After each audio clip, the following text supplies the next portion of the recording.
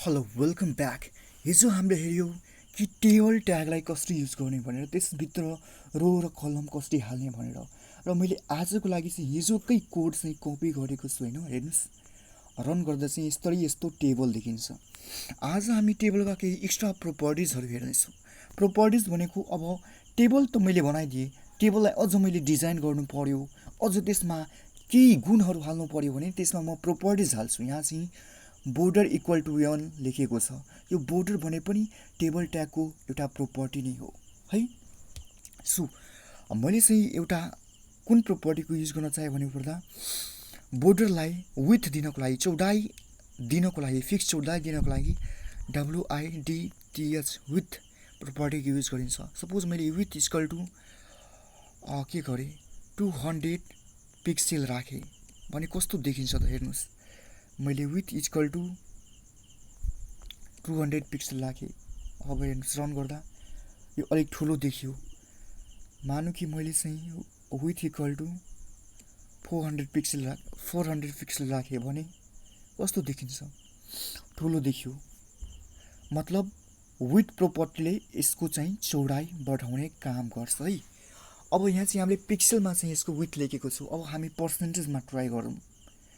मैले suppose with equal to 20% लेखेँ भने कस्तो देखिन्छ त हेर्नुहोस्। विथ इक्वल टु 20% मैले लिँदा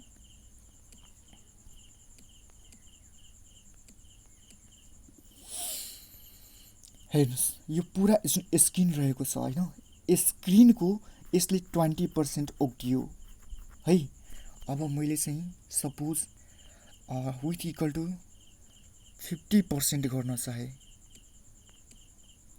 50% भने कस्तो देखिन्छ।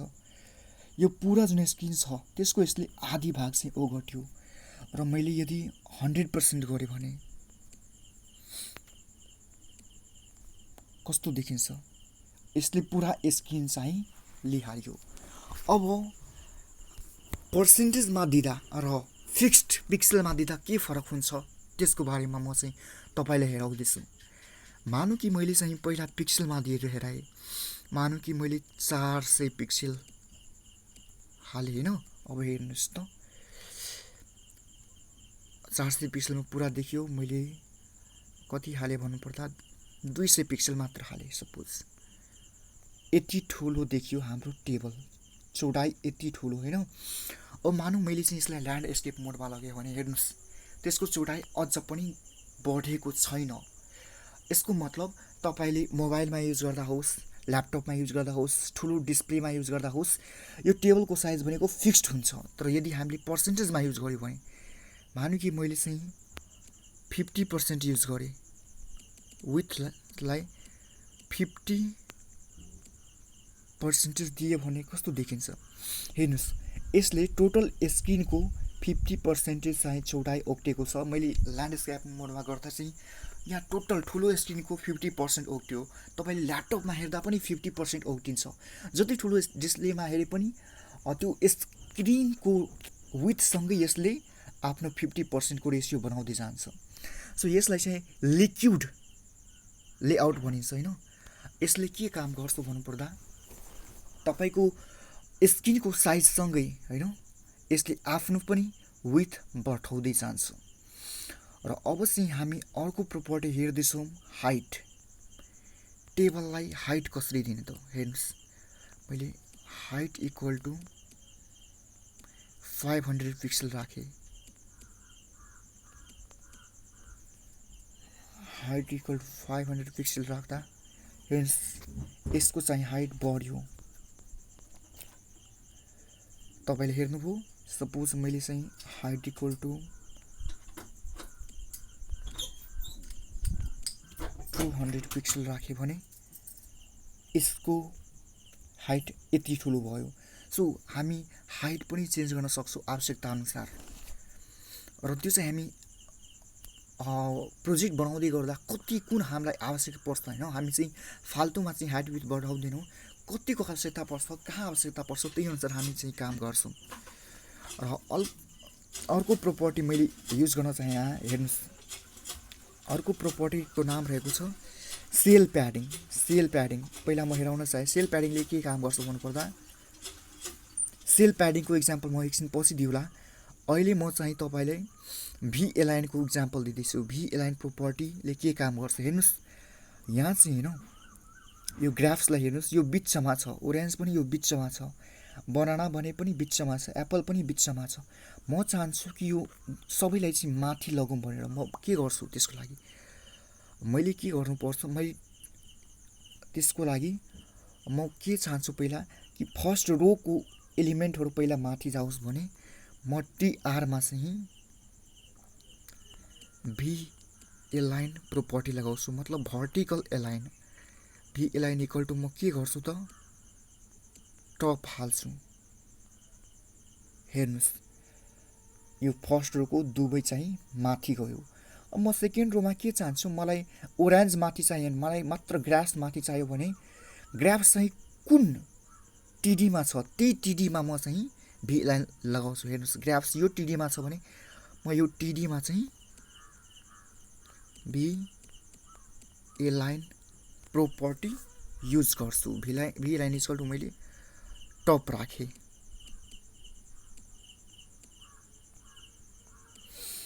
भने हेर्नुहोस् मात्र यहाँ एकछिन V align equal to top गो, मैले V align equal to top राखेँ। सो अब मात्र ग्राफ्स माथि गयो, ओरेन्ज माथि गएन है। मैले सपोज ओरेन्जलाई बटममा ल्याउन चाहेँ भने भी एलाइनको एउटा अझ प्रोपर्टी हुन्छ, त्यो हो यहाँ मैले ग्राफ्सलाई चाहिँ माथि लगेँ होइन, मैले ओरेन्जलाई तल लाउन चाहेँ भने भी एएलआइजिएन भी एलाइन इक्वल टु बटम गरेँ। बटमले कन्टेन्टलाई तल ल्याउँछ, BOTTOM बटम गर्दा हेर्नुहोस् कस्तो देखियो, ओरेन्ज तल आयो है। अब मैले अर्को के युज गरेँ, जुन हाम्रो के भन्छ माथिको जुन माथि गएको छ यो रोको, त्यसलाई मैले सेन्टरमा ल्याउन चाहेँ भने म के गर्छु, फर्स्ट टिआरमा जान्छु। म चाहिँ यहाँ टपलाई सेन्टर लेखिदिन्छु, CENTER। हेर्नुहोस् दुवै सेन्टरमा आयो। अब सेन्टर भने जुन हाम्रो भ्यालु रहेको छ त्यो चाहिँ होइन डिफल्ट भ्यालु रहेको छ, बाई डिफल्ट त्यो नदिँदा पनि त्यो बिचमै रहन सक्छ है। सो अहिले हामी हेऱ्यौँ विथ प्रोपर्टी र हाइट प्रोपर्टी। अब चाहिँ हामी एउटा अझ इम्पोर्टेन्ट प्रोपर्टी हेर्दैछौँ, त्यसको नाम हो सेल प्याडिङ। अब सेल प्याडिङ युज गर्नको लागि म के गर्छु भन्नुपर्दा मैले चाहिँ सर्टेन प्याराग्राफ लिन चाहेँ होइन, मैले सपोज यो प्याराग्राफ कपी गरेँ अनि मैले चाहिँ एप्पलको ठाउँमा चाहिँ राखेँ, एप्पललाई हटाएर त्यहाँ चाहिँ मैले पेस्ट गरेँ है। र त्योभन्दा पहिला चाहिँ मैले के गरेँ, जुन मैले जतिको प्रोपर्टीहरू लगाएको थियो त्यो सबलाई चाहिँ मैले हटाउन खोजेँ। भी एलाइन प्रोपर्टीलाई मैले हटाउन खोजेँ खासमा, किनकि हामीले नयाँ एक्सपेरिमेन्ट गर्नु छ होइन। मैले भी एलाइन प्रोपर्टीलाई हटाइदिएँ है। अब मैले के गरेँ, अर्को प्याराग्राफ चाहिँ कपी गरेँ। तपाईँहरू पनि यस्तो प्याराग्राफहरू होइन अलरेडी कपी गरेर चाहिँ नोटमा राख्नु होइन। तपाईँ कम्प्युटर युज गर्दा हुनुहुन्छ भने होइन तपाईँ चाहिँ कतै सेभ गरेर राख्नु, नोट प्याडमा होस् अथवा। अब मैले अर्को टिडीमा बनानालाई चाहिँ हटाएर यहाँ चाहिँ मैले पेस्ट गरेँ। अब थर्ड टिडीमा मैले चाहिँ अर्को प्याराग्राफ लिएँ,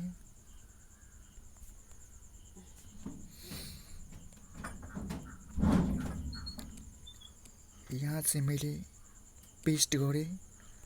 फोर्थ टिडीको लागि मैले चाहिँ हल्का मात्र लिन चाहेँ, वेबसाइट डिजाइनिङ ट्रेनिङ कपी गरेँ र मैले चाहिँ फोर्थमा ग्राफ्सलाई चाहिँ हटाएँ र चाहिँ मैले पेस्ट गरेँ। अब हेर्नुहोस् कस्तो देखिन्छ त, यस्तरी देखियो है।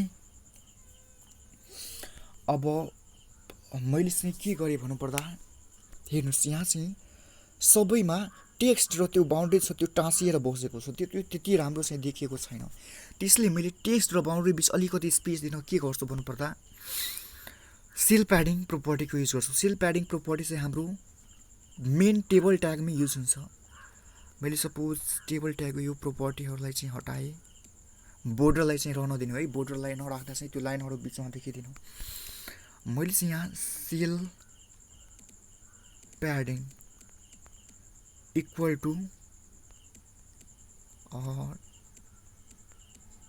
10 पिक्सल हालेँ, 10 पिक्सल हालेँ भने हेर्नुहोस् अब चाहिँ प्रत्येक बााउन्ड्रीबाट त्यो हाम्रो टेक्स्ट भित्र सरेको छ। सपोज मैले 20 पिक्सल हालेँ भने अझ क्लियर देखिन्छ, 20 पिक्सल हालेँ भने हेर्नुहोस् अझ भित्र सरेको छ। सपोज मैले 50 पिक्सल हालेँ भने अझ देखिन्छ, 50 पिक्सल हालेँ भने हेर्नुहोस् पुरै बिचमा गयो चाहिँ हाम्रो है।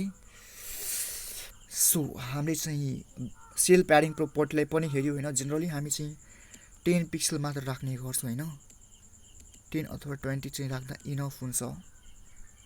सो हल्का चाहिँ हाम्रो यहाँबाट चाहिँ हटेको देखिन्छ। सो आज हामी कुन प्रोपर्टीको बारेमा हेऱ्यौँ भन्दा फर्स्ट अफ अल विथ, त्यसपछि हामी चाहिँ हाइट हेऱ्यौँ र त्यसपछि हामीले हेऱ्यौँ सेल प्याडिङ प्रोपर्टीको बारेमा। Thank you for watching.